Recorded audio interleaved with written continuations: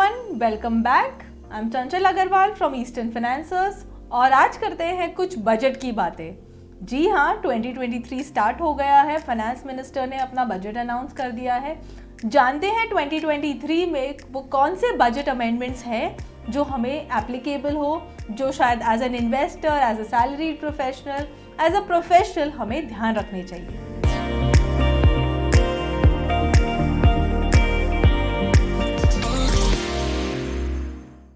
हर बार budget की ये बातें होती है कि फाइनेंस मिनिस्टर ने बजट तो अनाउंस कर दिया है पर इसमें हमारे लिए तो कुछ नहीं है। अमीर और अमीर हो रहा है, गरीब और गरीब हो रहा है और मिडिल क्लास के लिए तो कुछ भी नहीं है। इंटरेस्टिंगली इस बजट में फाइनेंस मिनिस्टर ने सबका ध्यान रखा है। ना ही उन्होंने अमीरों या गरीबों का ध्यान रखा है बट उन्होंने मिडिल क्लास के लिए भी काफ़ी सारी ऐसी पॉलिसीज, एग्जेम्पशंस बनाई हैं जिससे हमारा डिस्पोजेबल इनकम, जो हमारे हाथ में इनकम बच जाता है कंज्यूम करने के लिए, वो इंक्रीज हो जाए। तो आइए देखते हैं कौन से वो अमेंडमेंट्स हैं। The first amendment is senior citizen saving scheme. ये कोई नया स्कीम नहीं है, ये ऑलरेडी एग्जिस्टिंग था। इसका लिमिट जो 15 लाख था वो डबल करके अब 30 लाख कर गया है। तो ये स्कीम क्या है? ये क्वार्टरली विड्रॉवल अलाउ करती है सीनियर सिटीजन को at a particular rate of interest. ये rate of interest government of India change करती रहती है। Presently this rate of interest is 8%। So ये तो हो गया सीनियर सिटीजन्स की बात है। नाउ गवर्नमेंट ने इस साल विमेन के लिए भी एक नया एग्जेम्पशन लॉ डाला है। As a women I can invest 2 lakh up to 2 years at a rate of 7.5%. Now again this is a good cheer up amendment. Second amendment जो बहुत इंटरेस्टिंग होता है और आई थिंक हर साल हम उसका वेट करते हैं इज टैक्स रिडक्शन। क्या मेरा टैक्सेस कम हो रहा है? क्या मेरे स्लैब्स कम हो रहे हैं? तो इस बार फाइनेंस मिनिस्टर ने वो भी किया है। तो ध्यान रखें, ये सिर्फ उन टैक्स पेयर्स के लिए है जो अपना रिटर्न अंडर न्यू स्कीम में भरते हैं, not under the old scheme. So what are these changes under the new scheme? पहला चेंज, हर एक स्लैब पर उन्होंने टैक्स रेट कम कर दिया है। अगर आप ये चार्ट देखें, हमने डिपिक्ट किया है at every slab what was the tax rate earlier और what is the tax rate right now. तो वो जो रिडक्शन हुआ है, obviously there is a benefit that gets passed on to you. Second जो उन्होंने इंट्रोड्यूस किया है, उन्होंने 87A के अंदर रिबेट का जो लिमिट है वो 5 लाख से इंक्रीज करके 7 लाख कर दिया है। इसका मतलब क्या हुआ? अगर आपकी सैलरी 7 लाख तक है तो आपको कोई भी टैक्सेस नहीं देना है। There is zero tax because you get a rebate under section 80। उन्होंने न्यू स्कीम वालों के लिए इंट्रोड्यूस किया है 50,000 ऑफ स्टैंडर्ड डिडक्शन। तो जो भी आपका टैक्सेबल इनकम होगा वहाँ से आपको स्टैंडर्ड डिडक्शन मिलेगा of another 50,000। This is the second advantage. Third, उन्होंने क्या किया है, जो हाई टैक्स पेयर्स होते हैं जिनका taxable income more than 2 crore होता है, वहाँ पे generally surcharge is very very high. तो उन्होंने ये सरचार्ज का परसेंटेज रिड्यूस कर दिया है from 37% to 25%. Again, this is only for the people who are opting for the new scheme. चलो, ये तो हो गई अभी डायरेक्ट टैक्स और स्लैब की बातें। और समझते हैं और क्या एग्जेम्पशन मिल रहे हैं हमको।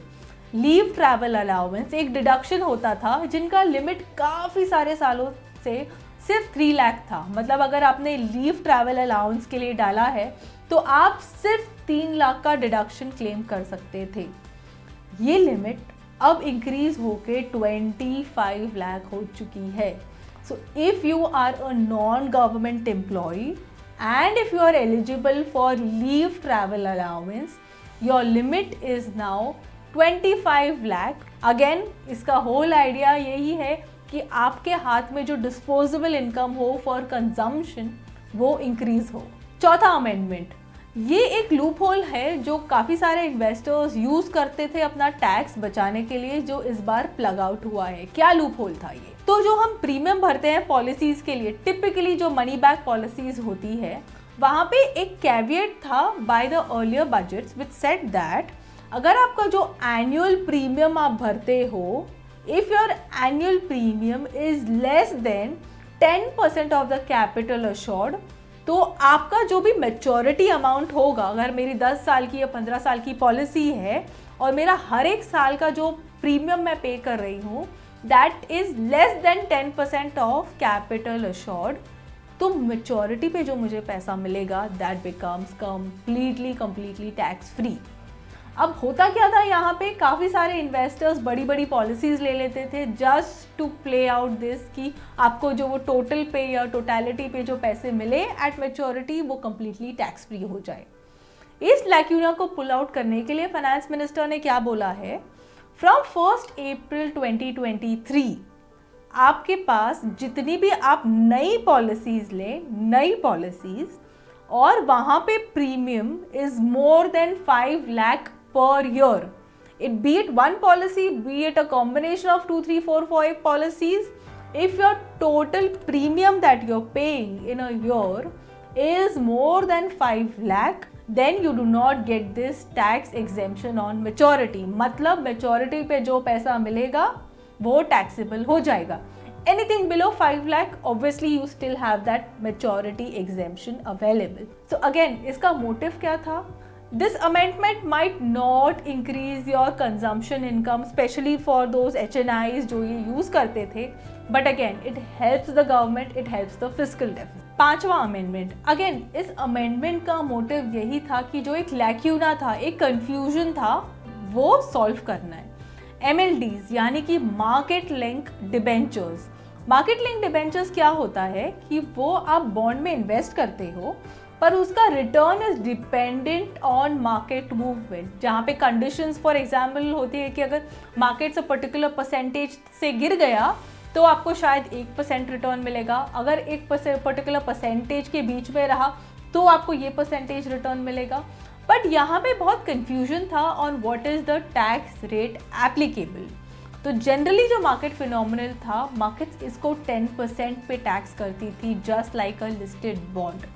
रीज़न बीइंग टिपिकली ये जो MLDs होते थे ये एनीवेयर 1 ईयर प्लस के होते थे, 18 months, 36 months and so on and so forth. तो because the period was more than 12 months, यहाँ पे एक नोशन था कि आपको 12 महीने के बाद जो पैसा मिल रहा है then whatever the money that you are getting is capital gain, because you don't know, जहाँ पे आपने स्टार्ट करा है, जब आपने इन्वेस्ट करा है, because it is market link, you would not know what is the final redemption value। तो इन्वेस्टर्स उसको एज 10% टैक्स करवा के अपना रिटर्न्स भरते थे। ये लैक्यूना को पुल आउट करने के लिए एक अमेंडमेंट इस बार आया है which says that taxation on MLDs will be at short term capital gain. बहुत क्लियरली डिफाइन किया है फाइनेंस मिनिस्टर ने।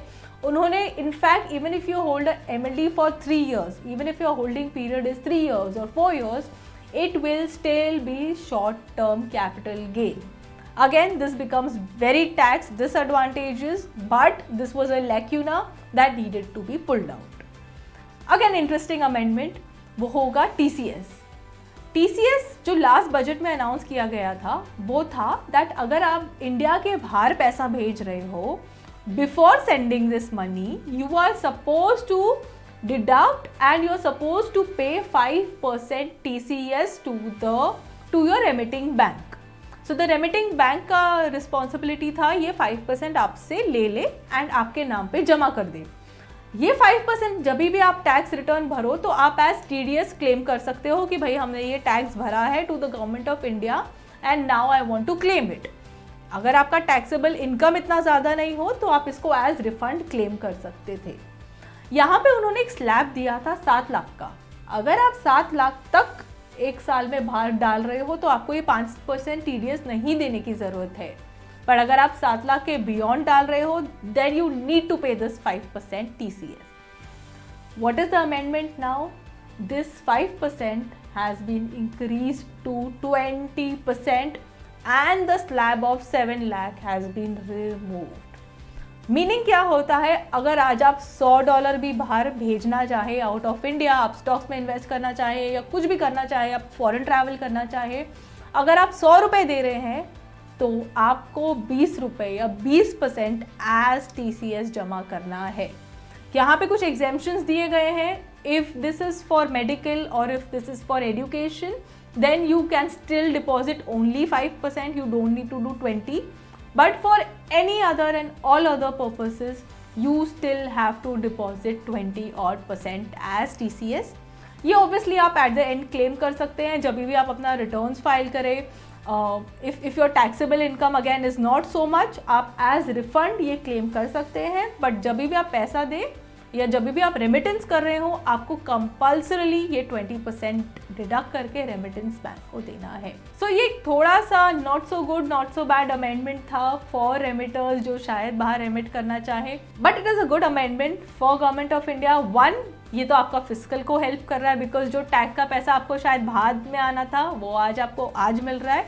Plus if there are loopholes, if somebody is not paying taxes, वो आप एट द पीक या at the root level पे catch कर सकें. सो ये थी कुछ बजट की बातें. ऑब्वियसली काफ़ी सारे अमेंडमेंट्स हैं. इस वीडियो में हमने ट्राई किया है कि कुछ एक वो जो इम्पोर्टेंट वाले हैं जो शायद आपको यूज़ आए, जो शायद आपको ध्यान रखने आए, वो हमने कवर किए हैं. स्टे ट्यून बिकॉज हम काफ़ी सारे इंटरेस्टिंग टॉपिक्स पे बात करने वाले हैं. Do not forget to like and subscribe to our channel.